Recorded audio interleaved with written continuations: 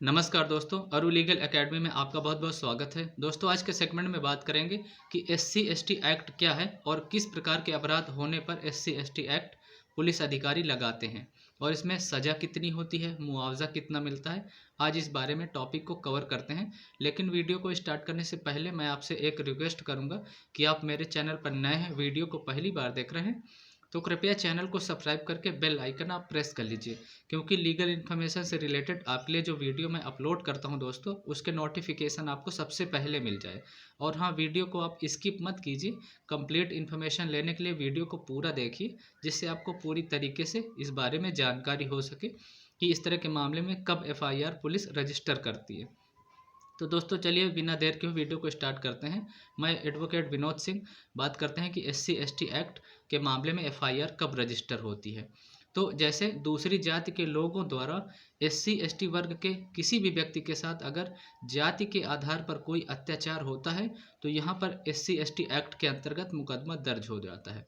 और ये मामले इस प्रकार से होते हैं, जैसे कोई भी व्यक्ति SC/ST वर्ग का कोई मकान बना के कहीं रह रहा है, अगर उसके साथ कोई दूसरे वर्ग का व्यक्ति अत्याचार करता है, उसको वहाँ से खाली करवाने के लिए दबाव बनाता है, उसके साथ गाली गलौज करता है, मारपीट करता है, तो इस तरह के मामले में FIR रजिस्टर हो जाती है। या कहीं पर SC/ST वर्ग का व्यक्ति कोई नौकरी पेशा कर रहा है और उसके साथ अत्याचार किया जा रहा है, वहाँ पर उसका अपमान किया जा रहा है, उसके साथ कोई मारपीट की गई है या जाति के आधार पर भेदभाव किया जा रहा है, तो उस व्यक्ति के खिलाफ भी SC/ST एक्ट के अंतर्गत FIR रजिस्टर हो सकती है।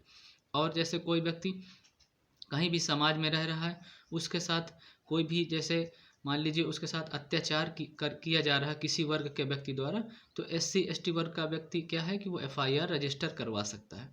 और जैसे कोई भी कोई जैसे उसकी प्रॉपर्टी है, मान लीजिए ज़मीन है, उसकी ज़मीन ज़बरदस्ती कब्जा कर रहा है, जाति के आधार पर उससे खाली करवा रहा है, उसको वहाँ से भगा रहा है, तो इस तरह के मामले में भी SC/ST की FIR रजिस्टर हो सकती है।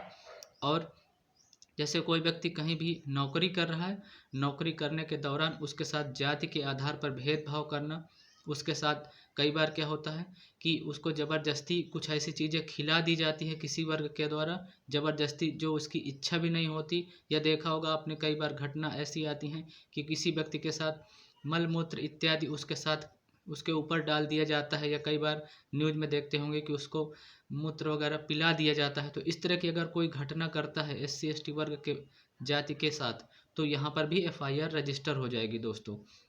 और आप देखते होंगे कि इस तरह के जो SC/ST वर्ग के लोग हैं, उनके साथ मारपीट भी की जाती है जाति के आधार पर, और उनको जो अनुसूचित जाति अनुसूचित जनजाति के लोग हैं, उस जाति सूचक शब्दों से संबोधित भी किया जाता है, उनको अपमानित भी किया जाता है समाज में भी, या जहाँ पर भी हैं वो। तो इस प्रकार से अगर उनके साथ इस तरह का कोई भी अपराध कोई भी व्यक्ति करता है, SC/ST वर्ग के अलावा जो वर्ग के लोग हैं, अगर जो SC/ST वर्ग के व्यक्ति के साथ कोई भी इस तरह के अपमानजनक घटनाएं करता है, मारपीट करता है, उनका अपमान करता है, उनका शोषण करता है, तो ऐसे व्यक्ति के ऊपर SC/ST जो मुकदमा है वो रजिस्टर हो सकता है, FIR रजिस्टर हो जाएगी यहाँ पर।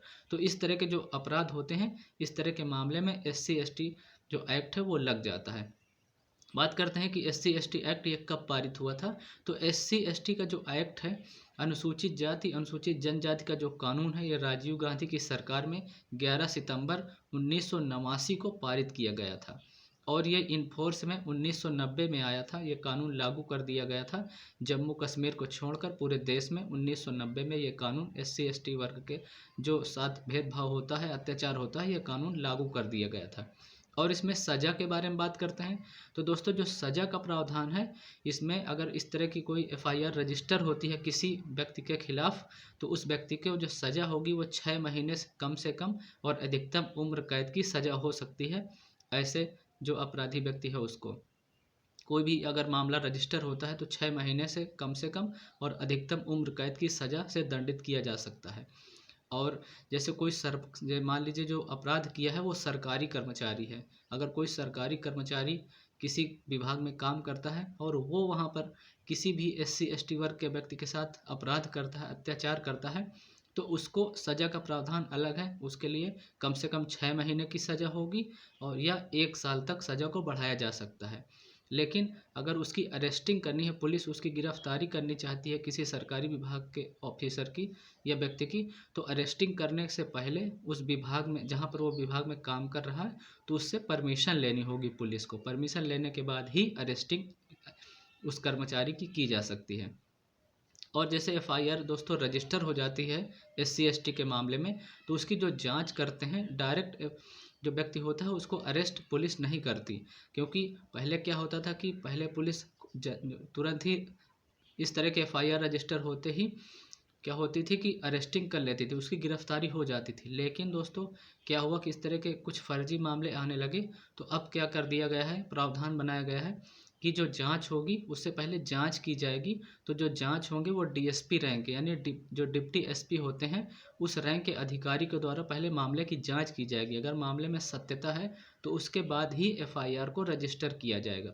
और जब एफआईआर रजिस्टर हो जाती है तो जो व्यक्ति है उसको गिरफ्तार करने के लिए एसपी या एसएसपी रैंक के अधिकारी से परमिशन लेनी पड़ती है। जब परमिशन वहाँ से ग्रांटेड हो जाती है, मिल जाती है, उसके बाद ही एक्यूज पर्सन को गिरफ्तार किया जा सकता है, अन्यथा गिरफ्तारी नहीं होगी उस व्यक्ति की। और इसमें मुआवजा के बारे में बात करते हैं। अगर एससी एसटी वर्ग के व्यक्ति के द्वारा कोई भी एफआईआर रजिस्टर करवाई जाती है तो उसको केस लड़ने के दौरान जो उसका नुकसान हुआ है उससे मुआवजा दिया जाएगा। तो सरकार के द्वारा जो मुआवजा दिया जाता है वो कम से कम 75,000 रुपये से लेकर 8.5 लाख रुपए तक की राशि उस व्यक्ति को केस लड़ने के लिए मुआवजे के तौर पर दी जाएगी। तो इस तरह के मामले जो एससी एसटी के मामले होते हैं, ये कानूनी प्रावधान है। मैंने लिमिटेड में शॉर्ट में इस वीडियो को कवर किया है, लेकिन और भी बहुत सारी जानकारी है इससे रिलेटेड, तो नेक्स्ट वीडियो लेकर आएंगे। तो तब तक आप दोस्तों इंतज़ार कीजिए। और जानकारी अच्छी लगी है तो वीडियो को लाइक करके अपने दोस्तों मित्रों के पास शेयर कर दीजिए कि लोगों को जागरूकता हो और इस तरह के अपराध होने से बचें। लोग जो करते हैं वो भी बचें और जिनके साथ होता है वो भी अपने साथ न्याय पा सकें। तो दोस्तों आज के लिए इतना ही। Thank you so much watching for this video. Stay connected. जय हिंद एंड जय भारत दोस्तों।